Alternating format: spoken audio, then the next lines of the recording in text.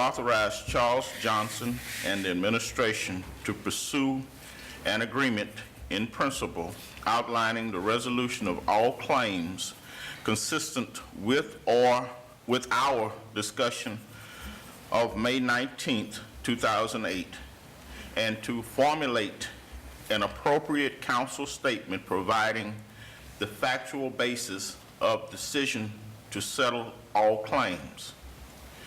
We move further to defer comments on the substance of any agreement until both parties have reviewed their concerns with the court and received court approval, all resolved issues.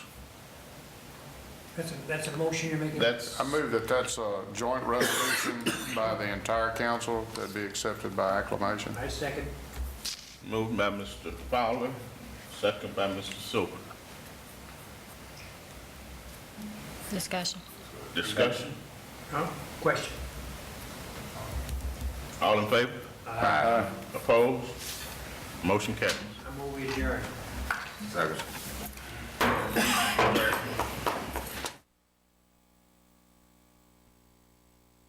Whatever the makeup was for those different councils, and certainly for an administration that was here before this one for some 20 years.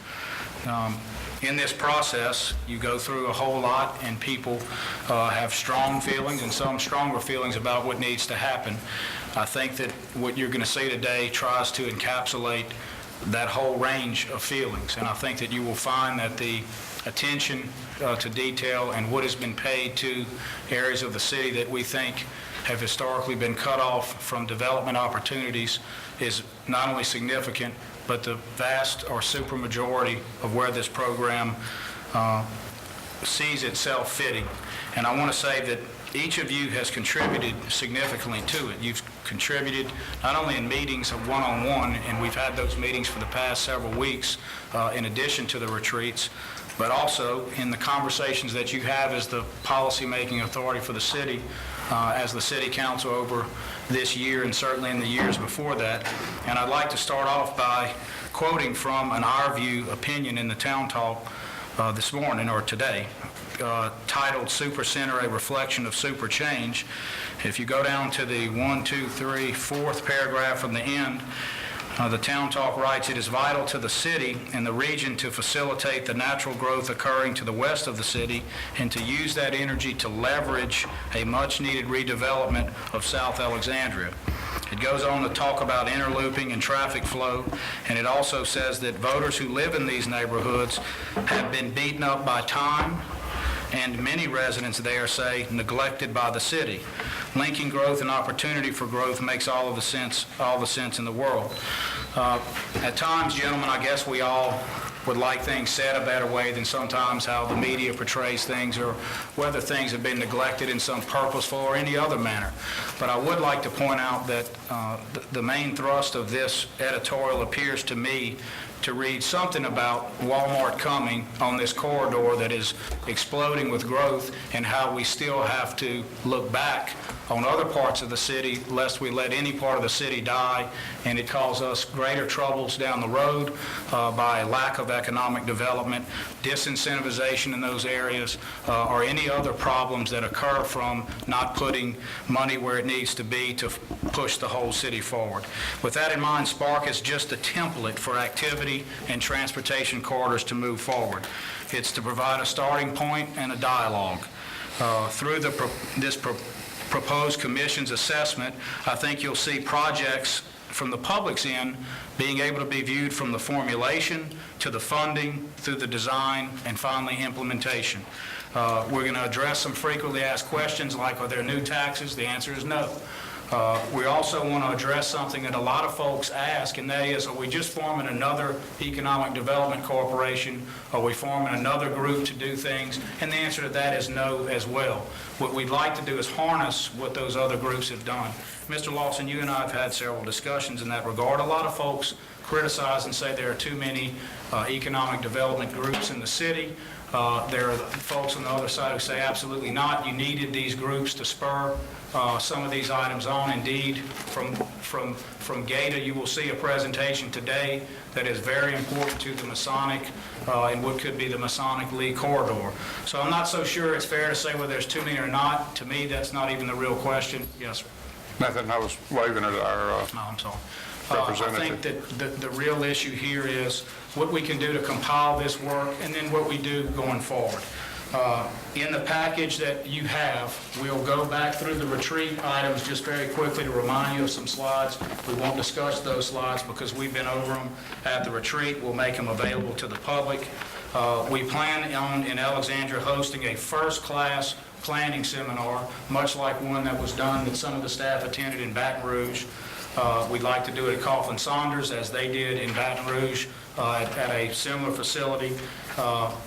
And I think that that'll give people an opportunity to really see community-based planning.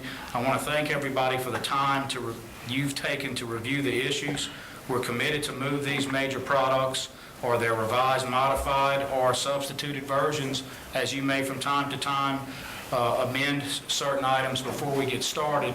I want to say that each of you have had that opportunity. I appreciated Mr. Marshall's edits in the last week. I very much appreciated Mr. Lawson's edits and focus on some recreation items in the last 2 weeks. I think it is essential to the whole process of s.p.a.r.c. that you focus on recreation. I know we have other issues outstanding, gentlemen. We have the tax reallocation questions. We have a whole bunch of things that are looming that we have to look at resolution for those as well while we do it, but we can't stop the planning of the city either while we await some of those items. And so this is not about forming a new anything. It's about taking what we've already developed and getting started with those items. Indeed, we used Fast Track as the basis for much of the transportation pieces in this program. This is about economic development citywide. It's about putting together a project team to move it forward and keep us together for inclusive, unified planning. I appreciate, again, everything that you've done, and I want to give a special thank you to Mr. Herbert Dixon, because I think Herbert has been a catalyst for really pushing change in an area that we all feel has been in need of a real facelift in a lot of ways, both figuratively, meaning streets and just things that can be resolved through a facade program or other items, but also a real chance at creating value capture in that area so that it can move forward. Mr. Fowler shared a conversation a few moments ago with me, talking to Mr. Dixon from the floor of the House. Didn't see him walk in, did you? He's right here. He's a lot faster than I thought then.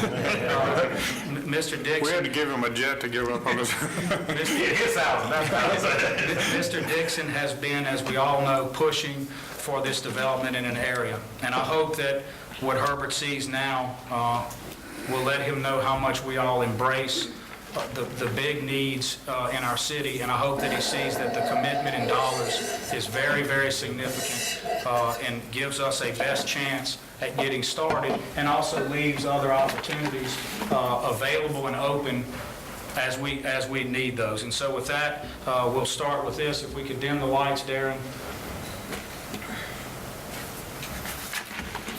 This first presentation you've seen for the public's benefit. We're going to try to run it on a CD later where it can just do its own slideshow.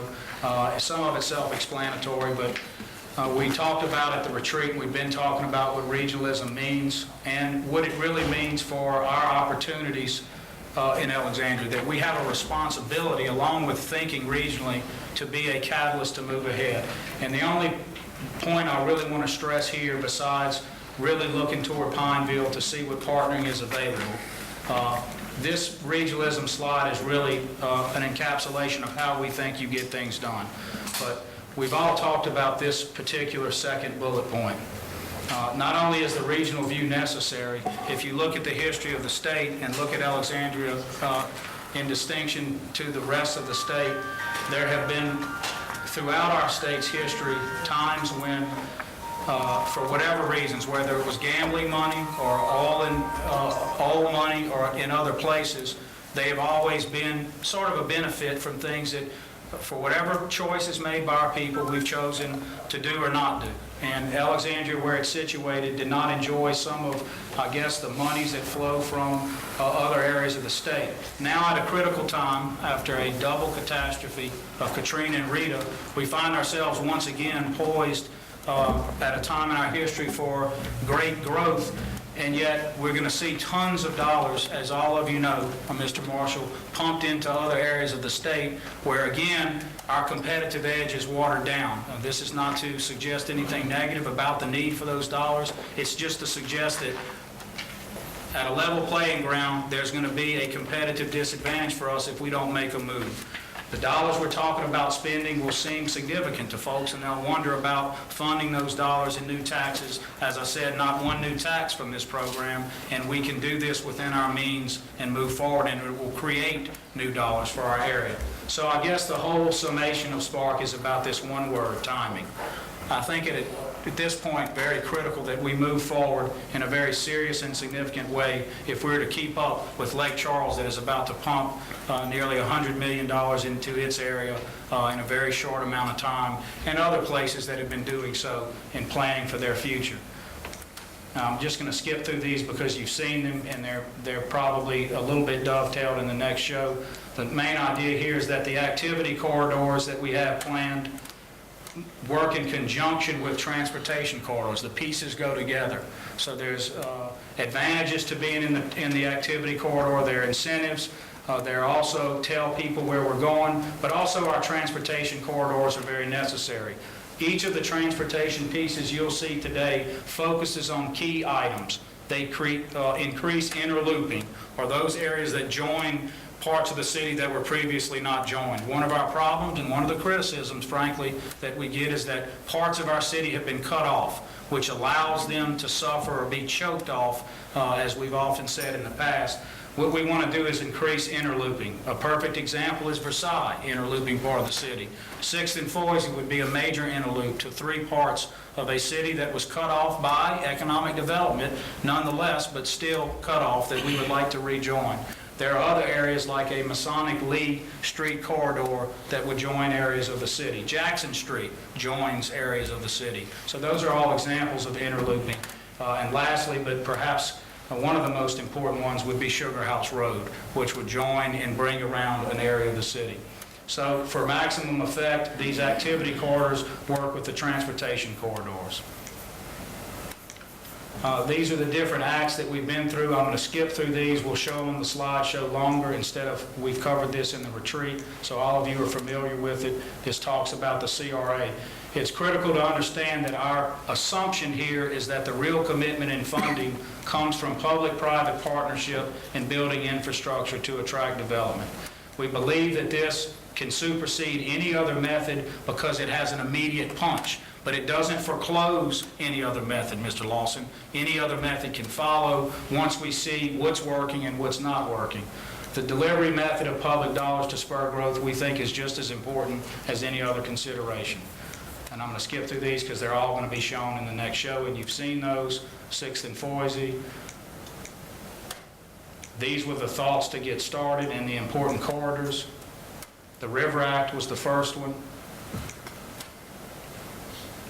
And we've talked about those with 3 parts, a workforce and recreational program known as Alexandria Corps, and an additional workforce and training model through our incubator. The CRA, this was the original one. We think now there would be 3, Mr. Lawson. A CRA that was in the original River Act, a CRA associated with Lewis's district in the MacArthur-Bolton area, and finally a CRA that is shared by Mr. Hobbs and Mr. Silver. That would be the Masonic Lee area. That CRA would largely take work that Mr. Clifford Moeller has been doing to bring that area up. We think that to be a vital area, and it's nice to see that Clifford, who's been pushing that for some time, now fitting so perfectly in this whole plan and making objective sense to be one of the s.p.a.r.c corridors for the city. We also think that on the riverfront piece, because that's the one we're talking about, that there should be at least 2, if not more, catalysts for development. Some of the things that we've seen have been a private boat marina. We're careful to say we don't have any notion of whether that's it or not, but certainly that's on the table. In front of us is something that ASET has produced that has to do with 6th and Foisey that we'll look at in a moment. But a private boat marina would be here on this map, in this area here, and we'll show it on the slideshow in a moment.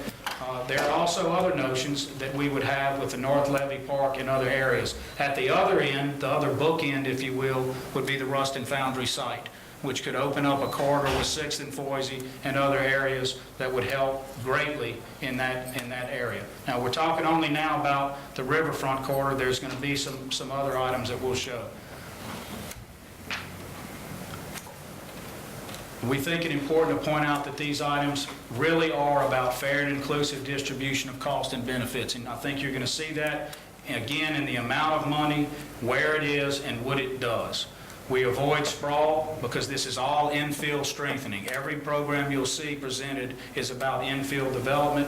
Every one of them is accompanied by a transportation piece so that transportation choices are expanded, not shrunk in any way. And each of them really has a housing piece, or at least two of the major ones have big housing pieces that you'll see Mr. Hobbs in yours and that Mr. Smith will see in his. All of them value long-range sustainability and regional concerns as opposed to very short-term or very insular concerns. And we've talked about the money slide. Since I've broken them down in the next one, I'm going to skip forward. We'll just show them for a moment for purposes of folks watching. This is the first area that had been talked about being developed. Again, we only show this area just as a reminder of what area could be developed there. This happens to correspond to an area for a marina.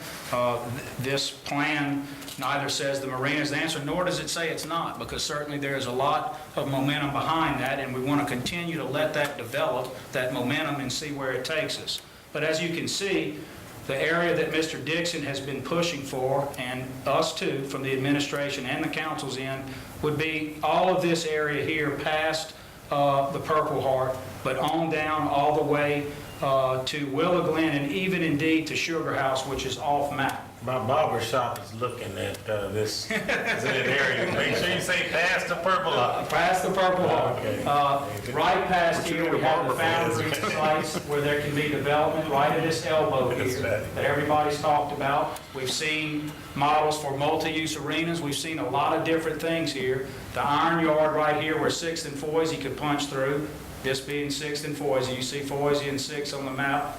It's right through this area here, joining these areas of the city. This is the water tower right here that you would go around to join up on 4th Street and then ultimately to 3rd through this area here. And that's represented very clearly on this map below us. In fact, it shows a modeling of 6th and Foisey that's very clear if you look at this map. This dot on the laser being this dot here. And that gives you a reference of what that can do. This slide, which is hard to see in this color scheme, again colors this whole region that roughly is coextensive with Mr. Dixon's district. As you can see, it covers that whole area, and again, it covers space off map. This would be the focus of the River Act and its incentive packages, as well as the transportation pieces that go with it and the development of the river. And people ask, what kinds of infrastructure money could you spend? Well, the biggest notion is we have a levee that blocks the view. The big question is, what can we do to facilitate removal in some places of large portions of that levee to allow us flood walling opportunities to come up to that river and use it. And in other places, that really has been the difference in how they've developed their riverfronts versus where we are. We have all the same natural resource assets on ours. Indeed, I think, gentlemen, more than other places. But it's blocked by our levee system, which protects us, but can be modified in the modern times to still provide the protection and allow us recreational use to a greater extent. Of course, I have to tell you the one problem, and all of you will know it as soon as I say it. Again, since Katrina and Rita, dealing with the Corps on these issues is very different for us in Louisiana. to go to the core and ask for things that have to do with taking down levees has become somewhat of a much more arduous task at this point. So again, here's the area. It incorporates the things that lots of the folks in this room, including Mr. Dixon, have been working toward, and it addresses that area, and we'll come to how we address it with the funding very shortly. I'm going to skip through the multi-site parking. We know from our other plans that I released to you over the last year that parking is an issue, but we'll save this for another day. That's the area where we've identified parking potentialities. Some folks say we don't have a shortage of parking, but the problem is we don't have access to the parking that exists out there. There may be plenty of private parking that's open and not in use, but we have to gain access to that somehow. And there are different models. This is the museum as a reference point here. Here's the Bentley. Here's the Weiss's building. Here's the lot next to the museum, next to the Jackson Street Bridge, that's open now as a parking lot that could result in a structure that would be more than one story. It could be adjoined to the Bentley and be used in that manner. And there are some other spots we've located. The Bolton Avenue Revitalization Project was the second major CRA corridor. There's now a third, Masonic Lee, which you won't see a slide on, but you will see the funding for, Everett. This is a very, very interesting area of the city to be developed, and we talked about the types of money that you could use money for in that area. And here are those items. What are the constraints there? Of course, that area of MacArthur from Rapides to Bolton is a state route. There are certain constraints, but if we're going to be spending significant dollars that doesn't interfere with their right-of-way, but that enhances that area, we don't think that we're going to have much of a problem there. Those are the types of things you can do. And by the way, Mr. Lawson, these things are consistent with the safe harbor rule for bonding that we'll talk about in a moment. We also talked about the Bolton Avenue corridor being important to cut into the city from that area in Mr. Marshall's district. There are lots of different things we can do in that area as well, from facade programming to preservation of the area's retail to the location of a new bus terminal there as one of the significant pieces that we have started with our land banking activity. And I think also this is an important area to demonstrate that each of these corridors can have different incentive packages. For example, the Historical Commission, and Melinda Anderson is here, has pushed us really hard to consider this corridor at least a part. Let's say you go from North MacArthur to Bolton, and we had Bolton to Elliott, where you could either take that piece or the Elliott to Lee part of Bolton and have a Main Street program for that area. Think of the features. We have the Don Theater. We have many, many other features that could be used in that regard. And there are real dollars available there if you have the right team of folks working on it, and we think that we can certainly help facilitate that. But again, you'll see in the funding portion that we have real dollars able to go to start these types of projects. This was a slide with the money. We're going to come, you've seen the other slides that summarize these, so we'll come back to those in a minute when we talk about bonding. Here's the corridor shown on a big map. Bolton and North MacArthur. And as you can see, it brackets that end of the city. And if you think about where Sugar House comes around, you think about the growth on Highway 28 in the connection with Versailles. If you think about 6th and 7th Street and now the Masonic Lee corridor, we need to develop a big slide to show them all coming online and working together. And I think what you'll find is a really good example of interlooping in our city that really does have the effect of rejoining all the areas of the city back to each other with transportation pieces. The marquee projects. Mr. Silver, these are basically the fast-track principal projects. We've added one which we would call Masonic Lee. If I said MacArthur Lee earlier, I meant Masonic Lee. But these are Sugar House Road, provides additional interlooping, banding opportunity for economic development, joining 49 and Highway 1, also helping to join efforts on Broadway and Hudson.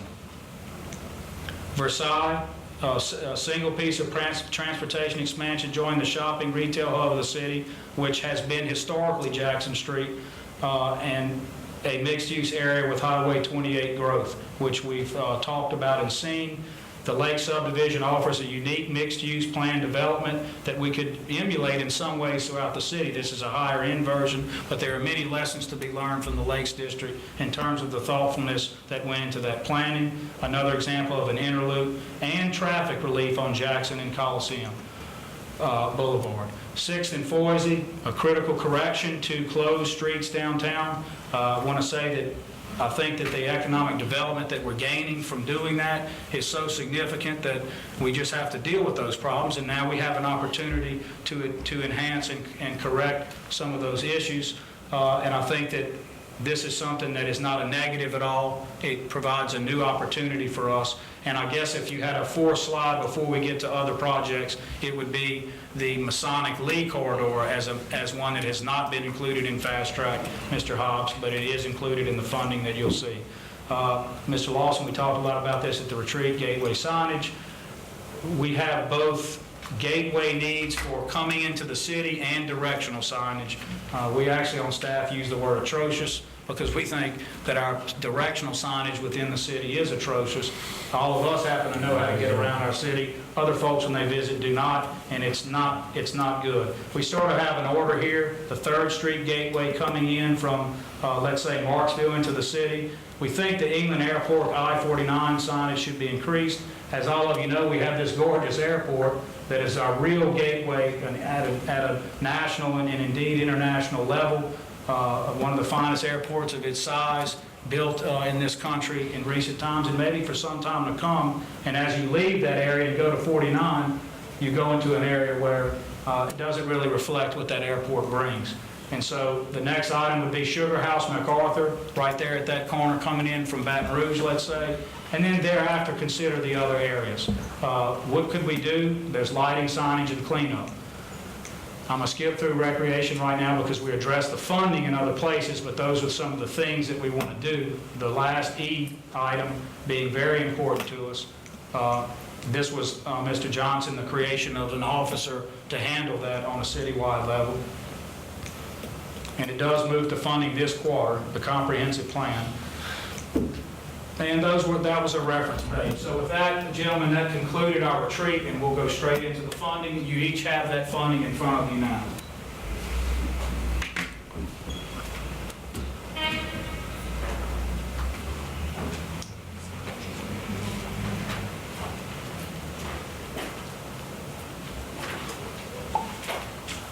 Okay, so this would be new slideshow that each of you have seen as individuals and indeed participated in editing and getting to this point. And we'll start. We called it bonding streams, meaning these are the streams of funds and how they would come in with the bonding as well as how they would interact with the cultural restoration areas. Numerous types of bonds. Bonds can be negotiated or competitive. They each offer, those two scenarios offer different benefits and risks. Negotiated can offer you timeliness into the market, looking at different opportunities with investment folks. Competitive offers you some surety that probably no other version does. If you do the types of bonds that flow from a sales tax, it by law has to be competitive for a municipality. So part of it would have to be competitive by law. Part could be competitive or negotiated. Myron had asked about a hybrid version, and we're going to discuss that a little more too.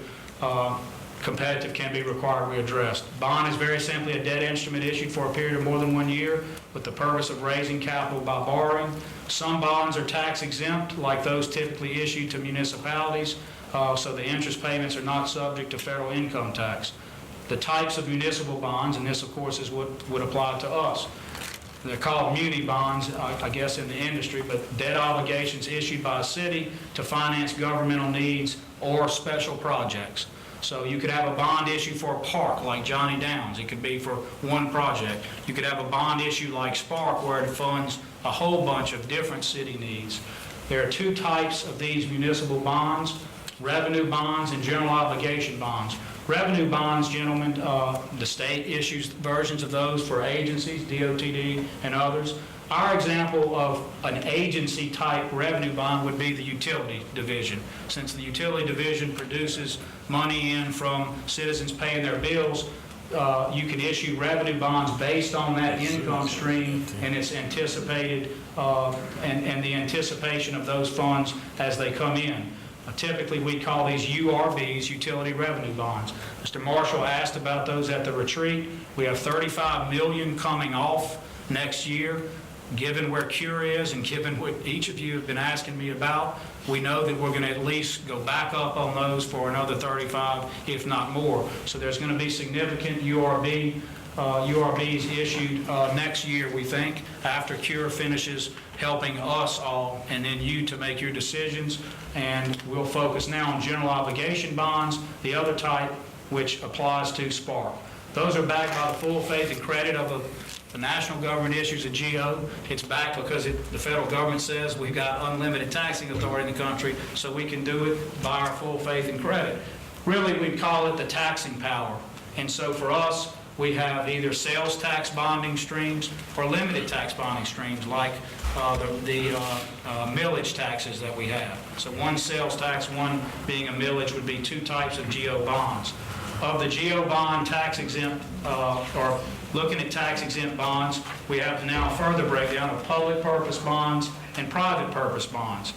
As a municipality, we always want to seek these tax exempt bonds. But you run into issues about when you need to mix some public-private collaboration into those, how much you can do and still keep it a public purpose bond that's tax exempt. There's a rule, a safe harbor type rule, that it is 10%. So the tax distinction between public and private purpose bonds is based on the extent to which the bonds benefit private parties. If a tax exempt public, are we done? I think it was probably not plugged in to any power source. But you were very warning. That happened to me a couple of weeks ago upstairs too. Break time.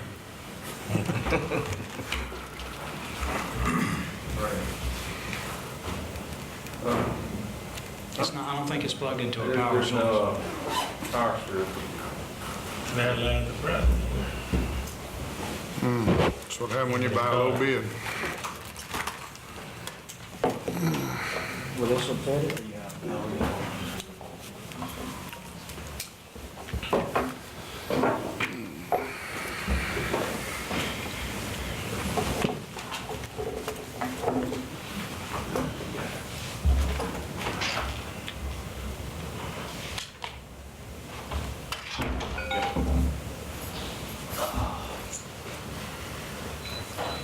You sure that was it? Yeah? May have been a projector. I think it's the projector lights went out. I think the battery was still showing it was good. Yeah. There's no battery warning.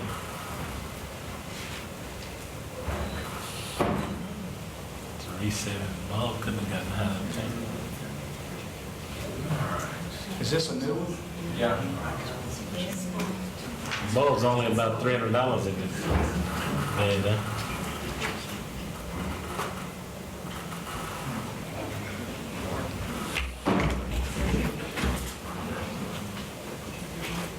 Man, Go by the book. We'll go by the book if we need to, but let's give it 1 minute for the benefit of the public. Darren, how much time do you think you need?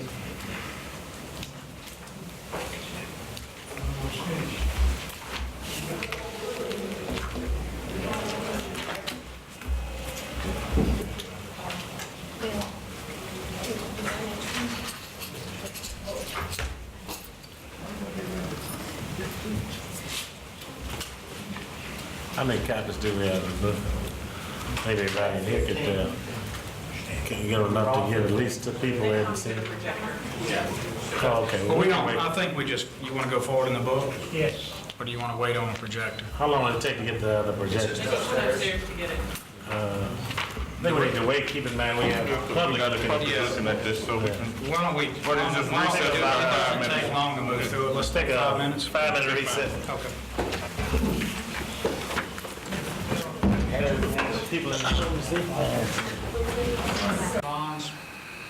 It's not to say that we would never do private, as we talked about, Myron, but in your city, if you can do the tax exempt, that's what we owe the citizenry. I think that we can do it and meet our needs. The distinction we talked about is this 10% rule. Now, I need to go through all this. This is the arbitrage rebate safe harbor language. But you can skip all the legalese, and here's the points. You have to qualify by having an issue that is new money. That would be the case for us. You reasonably can say that you expect to spend 15% of the bond proceeds within 1 year of the issue, at least 95% within 3 years. Those folks that are going to be involved have to certify that as well. So it comes from both ends to ensure that this is true. They have to be at fixed rate, and they have to be long-term, meaning longer than 5 years. We would meet these. As long as we stick within our 10% rule, we would meet the safe harbor and qualify for tax exemption. Of course, we'll defer to our experts on that, Mr. Crutchfield and any bond counsel, and we'll talk about that if we have specific questions. So because of those rules, the CRA cooperative development, or the cultural restoration areas, have to meet certain tests for how that money is spent, but they would have to meet that whether they were part of any other type of cooperative financing as well. The tax-exempt status may be triggered if more than 10% of the public investment into infrastructure or other capital improvement funded by the debt is used for those agreements. It also applies when the debt service repaid from sources derived is more than 10%. So sometimes there becomes an issue of monitoring, which means that some folks, particularly universities, when they get tax-exempt bonds, but constantly because of methods of research and so forth, have to do public-private collaboration. They have to hire whole administrative staffs just to ensure that the public-private component stays within the 10%. We don't think that's going to be an issue here because we've taken those percentages off the top and said we limit everything. We pull this money aside and we limit it. There's still work to be done to ensure that, but we think we can avoid a significant administrative burden on the city to ensure that. Okay, so this is back to our s.p.a.r.c funding slide that we saw earlier and we discussed at retreat. As everybody knows, the city would bond $50 million. We can't spend $50 million or figure out a way to do it, believe it or not, in the amount of time. It just can't be done because you have to have the projects in place. Mr. Hughes is here, he knows that. It is nearly an impossibility to spend half that at times in that short amount of time because of the constraints in moving forward. Funding sources, matching sources not available yet, having the right folks that can do the construction in place, getting right-of-way out of the way. Mr. Hughes has experienced so many issues, of course, just with facade, keeping it on track, and that project's actually moving fast, and it still presents all of these same type of issues. So just keep in mind this 50. We're proposing to go out for 40 of that 50 in this double issuance of 25 in sales tax, and 15 in limited tax. So we're also seeking money in the amount of $30 million from other sources. What you're going to see is that we're going to fund our programs before we really have to hit this. Now, 15 of this 30 is already signed in a cooperative endeavor for Sugar House. So it's a non-cash line of credit that we can go and put up our 5 against, and you'll see that $5 million reflected in a moment. We also agreed as part of s.p.a.r.c, should you approve it, Council, that we could match out of capital funds $16 million over this period of time. You're going to find today that we don't use that yet to ensure that the money's in place for a total package of $96 million. Now, how do we do it? And how do you spend it within the safe harbor rules and in a timely fashion? In 2008, that's this year, hopefully starting in June and ending in a time around September of 2008, we would have a sales tax issue of $25 million and a limited tax issue of $15 million. We have to spend 15% in the first year, 95% within 3, and meet all the other safe harbor rules as we've discussed. This is the proposal. This is going to be a discussion on the limited tax bond, the limited tax issue, which is a millage, the one that we just did, right, Mr. Crutchfield? The 10-year renewal we just finished recently. The people voted on that, and it was just a renewal. It wasn't a new tax. We would put $1 million toward the South Alexandria housing issues that we have. It could be a revolving amount. This would address a very specific need with South Alexandria housing issues. Mr. Johnson, you attended a meeting sometime back on these issues with Mr. Hobbs and have been talking about that. Same for the lower third corridor or 3rd Street area from, let's say, the urban core part of the city, which we're in now, an arts area from, let's say, the Fulton Street back. That corridor would also receive a $1 million investment of money toward those housing issues. Then we break down the $2 million in the CRAs, the s.p.a.r.c. CRAs, the 3rd Street CRA, the MacArthur Bolton CRA, both of which were proposed at the retreat, and now a 3rd CRA, Masonic League, that would be in Mr. Hobbs and Mr. Silver's district to address what GATA has started there. And so you're going to see those broken out. These have the effects of providing the incentives that we need. We also know that to keep our fire rating a 2, we need to complete this project, which has been languishing for some time. We estimate the project to cost $15 million. We want to put half the money up now to start. Now, these are items that are carefully chosen because the fire station, Mr. Hughes, we can build that. It's public infrastructure. We continue to own, so it meets all safe harbor, and it can be done. We can spend this money immediately to start on those projects. These projects fall within the need for further discussion on that 10%. This is going to be what I call your softer money, your incentive money. Now look at how it breaks down. If you go from the 7.5 up, that's 11.5 total. 2.5 of that, or 10% of the 25 million sales tax, is represented here. That leaves 9 for the rest. Those are what get you within this safe harbor, assuming that we can meet all the definitions and impositions that the safe harbor imposes or provides for. And so now you come to this 11.5 here, 2.5 of which was taken from the sales tax stream. 9 was from the limited tax stream. So let's go to our next slide and you'll see how it stacks up. Now this is going to be your sales tax spending. So if we go back one, here's your 2.5 we used here. So if you add that 2.5 to this 2.5, you have 5, plus 5 is 10, plus 10 is 20, plus 5 is 25. Your whole sales tax is going toward public infrastructure, roads. Why focus on roads? Because you can spend money on roads right away, and it all falls within the safe harbor. It's going to be continue to be owned by the public. It gives you an immediate punch and hit and goes with these other districts. So very carefully chosen are these items that now take your sales tax out. $5 million to Sugar House, which matches against that 15 that we have signed in the cooperative endeavor now, that we would need Mr. Dixon to focus a lot of energy on to get, given the current state of capital outlay. And I guess, Herbert, we don't know what the state is quite yet in Baton Rouge, and we're going to have to figure that out. But we're ready to go with our 5 mile, and this is one you made sure that was included early on, along with the recreation items, and you're going to see those reflected in a moment as well. Lots of issues with Sugar House, and Robert, you're aware because you've worked on the project. Right-of-way issues, the alternate route on Hudson issue, have those maps upstairs. I welcome people to look. There are tons of issues with what we need to do, but we're prepared to go with this, and I think we can start spending that and spend it within the safe harbor safely and within our time frames. Next item is 6th and Foisey.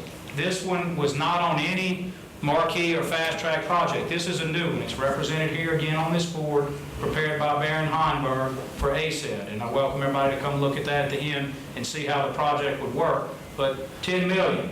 There's so much to do on this end, let's say that the foundry end, that we think that we can safely get into this pretty quickly as well. These we feel a lot more comfortable about too.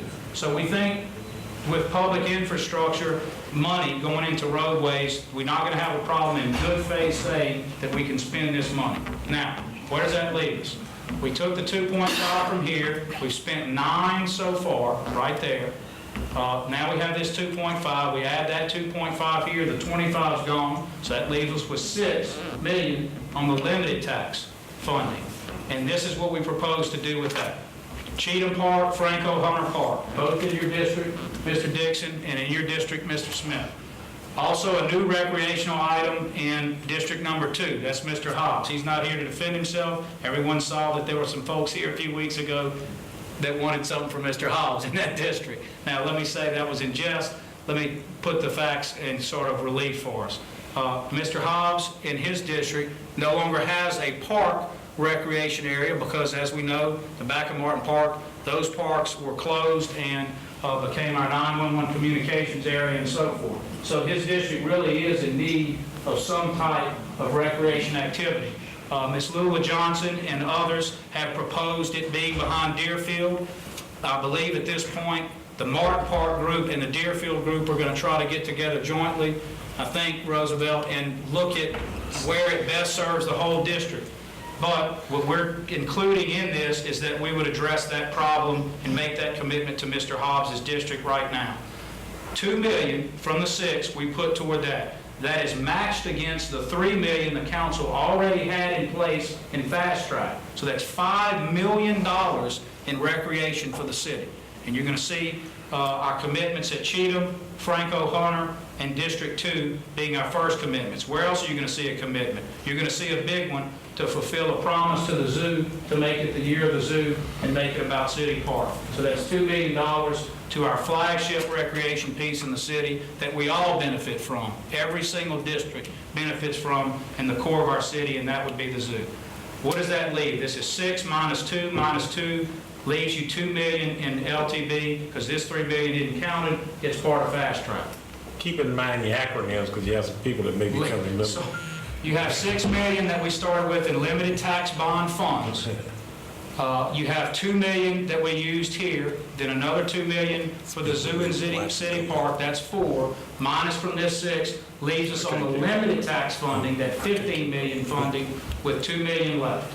And that's what we've done so far with those monies. Now, startup funding. As you can see, of that 50 we talked about back here, this 50, remember this slide, this 50, this 30, and our 16 out of capital projects for our total package of investment.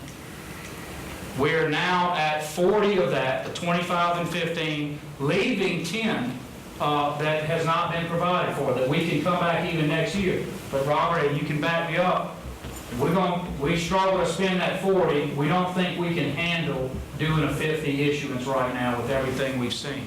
But it's available within capacity, and I guess that's one question to answer now. Some folks will say, that's a lot of money to spend, $50 million. Can the city do it?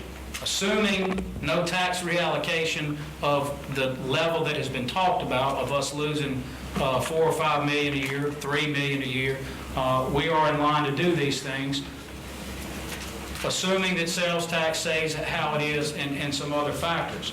We've done this because we think we have to continue our planning and deal with those as you deal with any other political question as they arise, and that's certainly one that's significant.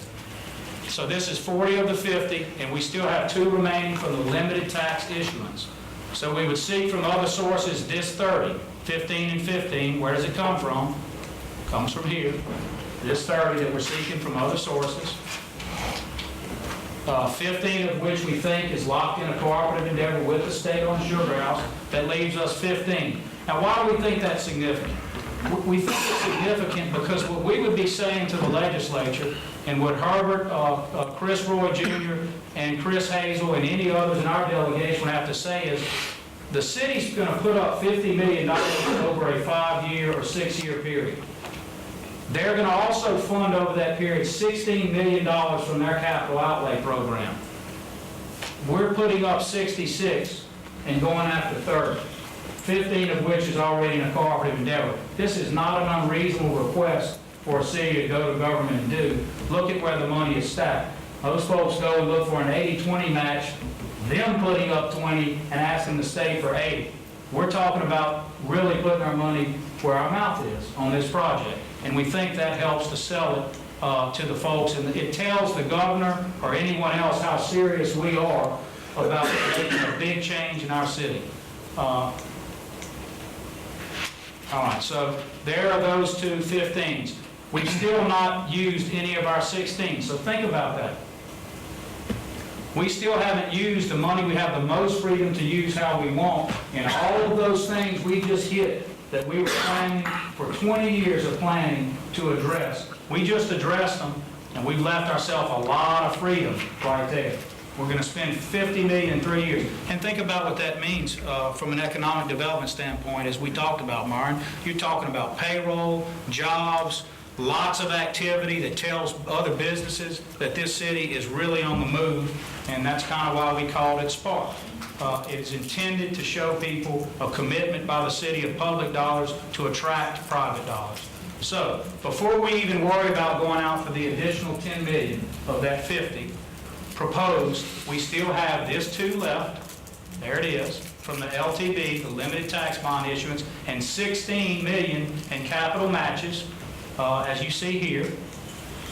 This $18 million could be applied to a number of things that need more time to vet ideas. Those are specifically the riverfront area as far as infrastructure, what new things we need to think about, and now by bringing the Masonic Lee corridor on, Harry, we have a lot to think about how that works for hard infrastructure monies. Now remember, we still have our CRA money that's very significant in each of those areas for incentives. We're talking about money for public infrastructure. Imagine the type of money that, here's that 10 that's still left, plus this 18 that we have available to hit, Mr. Hughes, that Masonic Lee corridor. This can fund and pay for the project that we have in mind for that. And the other projects are probably in line, even 6 in Boise, with 10 toward it, looking to 6 down the line and completing that project. It's all here, ladies and gentlemen. We still have another 50 we go out for in utility revenue bonds to address a big concern that is not part of s.p.a.r.c. And that's what CURE was addressing, and that is an infrastructure system that is going to have to be revamped to handle the growth that we foresee for our city. And so here's your money and how it would be spent. No new taxes, existing income streams that are already flowing into the city. You're borrowing against them in a tax-exempt manner to provide for a huge change in your city that we think will, I don't know what ratio we give, the economic development impact, a multiplier to what we're talking about doing. But I don't have personal fear that the money we're spending puts us in any jeopardy at all. Mr. Crutchfield has to certify that under Section 504 of the Home Rule Charter. He has reluctantly done so. No, that's a joke. He has done so. That's an inside joke for those who know David and his reluctance to spend this kind of money. The truth is, this program, we think over time pays for itself by creating economic development. So let's look at it by district, and we'll be done. District 1, this is Lewis Marshall's district. $667,000 in the soft funds, assuming it meets safe harbor, and we think we've got a way to make that happen in the cultural restoration areas. These are his incentive funds. These are the types of funds that folks want to produce through taxing districts or anything else.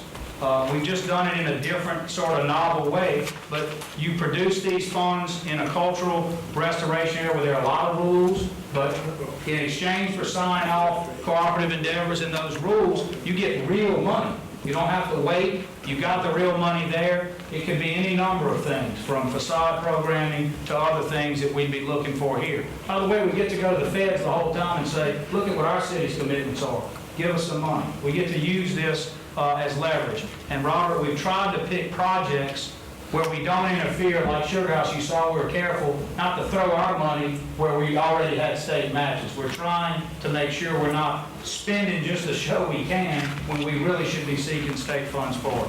District 1, if you add up a new fire station and these items, $8 to $8.5 million in reinvestment in the first 2 years of s.p.a.r.c. That is a very significant number for District 1. District 2. District 2 is included in the Masonic Lee area. This is Mr. Hobbs' district. This includes South Alexandria. This is $333,000 because it's half a cultural district because of Mr. Silver, and he split it. You see that on District 4. They would also split this Masonic Lee hard infrastructure improvement of between 5 and 10, but $1 million in South Alexandria housing to address a very specific issue that is part of s.p.a.r.c. You always have to have this housing piece. $500,000 at least toward new recreation infrastructure in that area. I guess Everett will be getting some calls tonight. District 2, $6.83 million plus. So this is a minimal number. Lewis's number is probably more static and actual. This is more of a, depending on what happens with Mr. Silver on these two numbers, this number is in flux.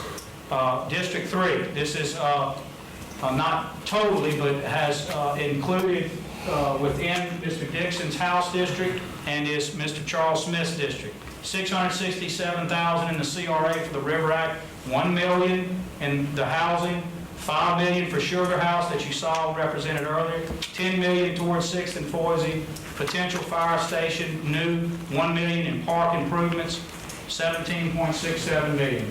That's a big, big delivery right there, ladies and gentlemen, in an area that needs it, in an area to catch it up with other places where growth has occurred. And again, no matter how you feel about this, and people feel strongly from different parts of the city about how growth is supposed to work, if we don't invest in these areas, you will pay for it. It'll just be later when areas of the city die off, and you can't, and I've said this before, you can't have one city running from another city. We have to have our city working together, and that's what these pieces are about doing. District 4, $333,000. Again, this is the split with 2. So you see that say 5 to 10 and the 333 plus $2 million at the zoo and City Park.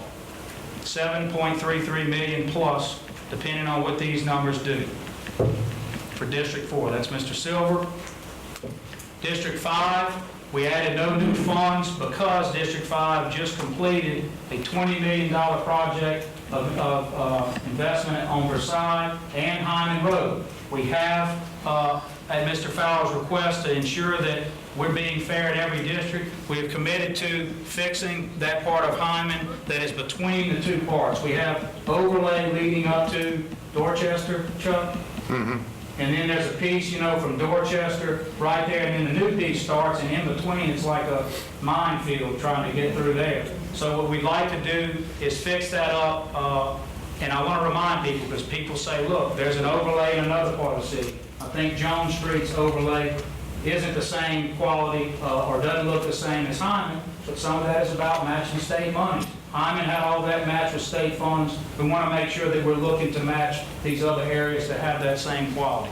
And so I know those are touchy issues with the citizens. And I know people have strong feelings, but sometimes there's something behind that method that people don't always know about. So we would commit to that. We also would commit to a recreation item in that new lakes area, and we think perhaps a multi-use fire station, which has never been tried in Alexandria, where you have a fire station and an associated mixed-use area that can be used there for the citizens to enjoy. So you have all of these things happening. District 5 has really benefited in the last 10 years from some very significant citywide affecting items, including, again, Johnny Downs Park and other areas there, which Chuck has pointed out to me, of course, were funded and voted on by folks, and so that's important. But we still want to make sure that we're investing dollars where we think they're needed most. I want to say that for me, this is the fulfillment of a large group of promises to citizens. It means a lot to me on a personal level. It is about bringing a city together, and it represents a lot of work on the part of people in this room who did it way before I came along for about 20 years, have been fighting the good fight to bring our city together. So I hope this provides a start. I hope that people realize how serious their city council and administration are to bringing this city together and making something for meaningful change. We put together some frequently asked questions. Does this affect Fast Track? No, it enhances Fast Track. That project, Fast Track, was to be funded from future bonds in part, and also from existing capital budgeting, while s.p.a.r.c is largely from bonding with a little piece of capital funding. In fact, s.p.a.r.c's marquee projects come from Fast Track, Harry. We took them from Fast Track. Does s.p.a.r.c call for new taxes? No. It uses your existing investment into the system that you've already paid, and it leverages your dollars you've already paid in to the bank, and it guarantees that by the income stream of the existing tax money that comes into this city. how fast does s.p.a.r.c work? 2008 fast. That's about as fast as we can be. And what makes it different from other plans? I think the best way to put it is it's a three-pronged attack. It's sort of like air, land, and sea if you're a war bug. But significant bonding money that pumps dollars into infrastructure and local payroll. That's one punch. The next punch is the fast-track transportation pieces to spur growth in corridors and create new transportation choices. That's the second punch. And the third is to allow cultural blight and needs-based planning in those corridors to work together so that you're sticking to areas that need it and creating very creative incentives to get business to locate there. And we are in the process of completing a slideshow on the CRAs and how they work. And you're going to see something really different in planning that maybe folks haven't seen before about how these districts fund themselves and work. So our proposal was to submit nominees at some point in the very near future to determine Pineville's involvement on the river end, and do that in a very polite and nice way. That Pineville has its own plannings. We have to give respect to our sister city and its mayor and council to decide what they need. We need to make sure that no one can say we're not trying to do some joint planning and move in that regard. I have asked that we table other requests right now until we look at where this is. We are asking that because we're not closing the door on any items by doing this. In fact, we are expanding our choices, and we had hoped to get a resolution at some point in the future. It's too small for you to read, but it's a 2-page resolution. It is the same type of findings you would need to start any cooperative redevelopment. It talks about economic distress from underemployment. It talks about the attention to the economy needed by several local subdivisions to work together to get things done. That can be GATA, that can be ACED, that can be any groups that we need. It talks about that these powers and abilities to these other EDCs can be used together. Again, s.p.a.r.c is not about creating another EDC. It's just the opposite. It's about consolidating the efforts that exist. And we wish to look to public-private collaboration. We think that s.p.a.r.c does that, and we want to say that it's in the best interest of Alexandria Pineville to encourage, create, and support these public-private partnerships and permit and encourage participation by the private sector with the public sector to get things done. We're in a world that has been changed when the federal government pulled out of funding cities' infrastructure. That was the historic way it was done. The last half century up until the last 20 to 30 years, that's how it occurred. You went to the federal government, they provided significant dollars to your infrastructure. That day is over. I don't know if it comes back, but right now it's a day of leveraging dollars. As Robert, you know, engineers are now economic development folks, every one of them, because they have to figure out how do they fund it, when are the years the money comes in, what can we do in year 1, year 2, year 3. So it's all about leverage with our state government to get these projects done. It's not to say there isn't federal money out there. It's not the same as it used to be. And that's the end of the show. I want to thank you very much for your attention and just tell you that I believe this is a best chance and best effort at changing the city of Alexandria immediately. Thank you so much for your time. Thank you, man. Appreciate it.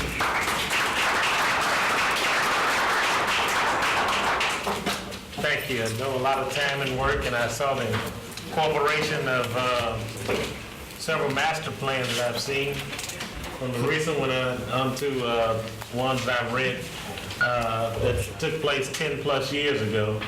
I also want to thank, as you alluded to specifically, Representative Herbert Dixon for his efforts, and I think we owe him a round of applause.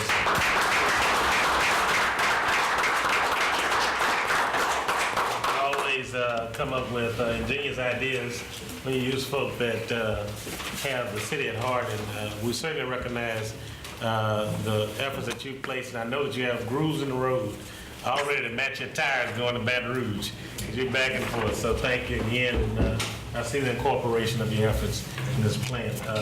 Aaron. Before this committee meeting adjourns, I've been here probably longer than your total age of all of you combined. And quite frankly, this, he's mentioned 3 times today, this is a 25 years worth of work. This is 40 years worth of rhetoric, 20 years worth of do nothing.